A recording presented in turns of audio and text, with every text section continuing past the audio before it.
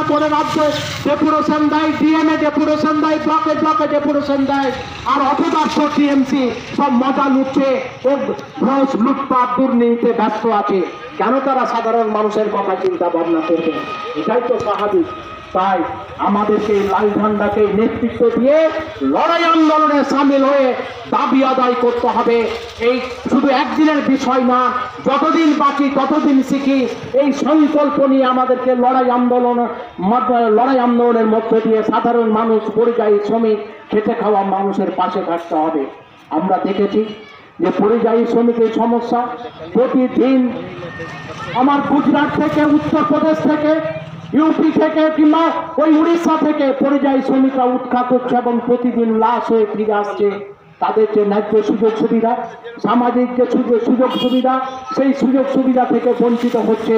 যাতে এই বঞ্চিত না হয় তার জন্য আমরা বলেছি যে সমস্ত পরিযায়ী শ্রমিক পঞ্চায়েত থেকে যাবে তাদেরও তালিকা পঞ্চায়েতকে করতে হবে, বিডিও অফিসকে তালিকা করতে হবে, কে কোথায় গিয়ে কাজকর্ম করছে, কে কোথায় গিয়ে অসুস্থ হচ্ছে, কে কোথায় অ্যাক্সিডেন্টে মারা যাচ্ছে, তার সমস্ত রেজিস্টার ঠিক রাখতে হবে এবং ন্যায্য ক্ষতিপূরণ সহ তাকে তার দাবি দাওয়া মেটাতে হবে, পরিবারকে দাবি দাওয়া মেটাতে হবে। এই সমস্ত দাবি দাওয়া নিয়ে আমরা লড়াই আন্দোলন করছি। আজকে আপনারা দেখেছেন গ্রামে গ্রামে বিড়ি শ্রমিকরা ন্যায্য মজুরি পাচ্ছিল না। লাল ঝান্ডার নেতৃত্বে লড়াই আন্দোলনের মধ্য দিয়ে 202 টাকা প্রতি হাজারে মজুরি আদায় করতে সক্ষম হয়েছে। কিন্তু এখনো সমস্ত গ্রামে সমস্ত ঠিকাদাররা তাদের ন্যায্য মজুরি দিচ্ছে না। এর জন্য গ্রামে গ্রামে যে সমস্ত ঠিকাদাররা আসছে বিড়ি বাঁধার জন্য, যারা টেকি কন্ট্রাক্টররা আসছে, তাদের সাথে কথাবার্তা বলতে হবে। ওই টিএমসি কিংবা অন্যান্য বিজেপি অন্যান্য দল তো কথাবার্তা বলছে না। শুধু লাল ঝান্ডার মানুষরাই গিয়ে ঝগড়াঝাটির মধ্য দিয়ে ওই বিড়ি শ্রমিকের মজুরি সঠিকভাবে আদায় করার পক্ষপাতী। ফলে লাল ঝান্ডা ছাড়া শ্রমজীবী মানুষের বাঁচার আর জায়গা কোথাও নেই। সবাই তো লুটপাটে ব্যস্ত। তাহলে এই অবস্থার মধ্য দিয়ে গোটা পশ্চিম বাংলা, গোটা ভারতবর্ষ যে অরাজক অবস্থা চলছে, ধর্মের নামে সরকার চালাবার চেষ্টা করছে, ধর্মকে বিভেদ তৈরি করে মানুষকে দুভাগে ভাগ করে দিয়ে শাসন ক্ষমতায় টিকে থাকার চেষ্টা করছে। আমরা এর বিরোধী। জ্যোতিবাবু বলতেন রাজনীতির সাথে ধর্মের মিলন ঘটলে বিপর্যয় হয়। সেই ঘটনায় ভারতবর্ষ এবং পশ্চিম বাংলায় আসছে। প্রশাসনের সাথে রাজনীতি কি সম্পর্ক?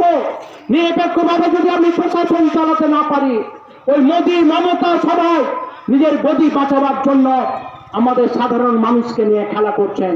কে হিন্দু কে মুসলিম এই বিভেদ তৈরি করার চক্রান্ত করছেন। এর বিরুদ্ধে আমাদের লড়াই আন্দোলনে সামিল হতে হবে। ফলে সবজাতিক বিচার বিবেচনা করে এই পঞ্চায়েতের দুর্নীতির বিরুদ্ধে, পঞ্চায়েতের পরিযায়ী শ্রমিকদের সামাজিক সুরক্ষার প্রকল্প চালু করার দাবিতে, 100 দিনের কাজের যে বাকি আছে তা পরিশোধ করার দাবিতে এবং অন্য আবাস যোজনার প্রকল্পের তালিকাভুক্ত করার দাবিতে, এই সমস্ত দাবি দাবা নিয়ে আমরা গোটা জেলার বিভিন্ন অঞ্চলে অঞ্চলে এই ডেপুটেশন দিচ্ছি এবং দাবি আদায়ের চেষ্টা করছি। অনেক জায়গায় আমরা দাবি আদায় করতে সক্ষম হয়েছি। বিএলআর অফিস হচ্ছে ঘুঘুর বাঁচা, বাস্তু ঘুঘুর বাঁচা। বিএলআর অফিসে কার জমি, কার কি, কার খতিয়ান, কোথায় কি, কার ঠিক ঠিকানা নেই। যার জমি তার নামে করে দিচ্ছে বিএলআর অফিসে ঘুষ উৎকোচ নিয়ে এই ঘটনাগুলো ঘটছে। এই সমস্ত কিছু বিরুদ্ধে লড়াই আন্দোলন করতে হচ্ছে আমাদেরকে, লাল ঝান্ডাদেরকে। তাই সাধারণ মানুষের দাবি দেওয়া, শ্রমজীবী মানুষের দাবি দেওয়া নিয়ে, কৃষকের দাবি দেওয়া নিয়ে, অসংগঠিত শ্রমিকদের দাবি দেওয়া নিয়ে, মহিলা, ছাত্র, যুবক, কৃষক, সাধারণ মানুষের দাবি দেওয়া নিয়ে আগামী 9 জুলাই গোটা ভারতবর্ষে সাধারণ ধর্মঘটের ডাক দেওয়া হয়েছে শ্রমিক সংগঠনগুলোর ডাকে। আমরা সেই শ্রমিক সংগঠনের ডাকে যে ধর্মঘট, সেই ডাককে আমরা সমর্থন করেছি। আমরা আপনাদের কাছে আবেদন রাখতে চাই যে এই ধর্মঘটকে আপনারা সফল করুন। ধর্মঘট সফলের মধ্য দিয়ে, লড়াই আন্দোলনের মধ্য দিয়ে সাধারণ মানুষের দাবি দেওয়া আদায়ে আমরা সক্ষম হব। এই আশা আবেদন রেখে আপনাদের সবাইকে অভিনন্দন সালাম জানিয়ে আমি আমার কথা শেষ করছি। ইনকলাব জিন্দাবাদ।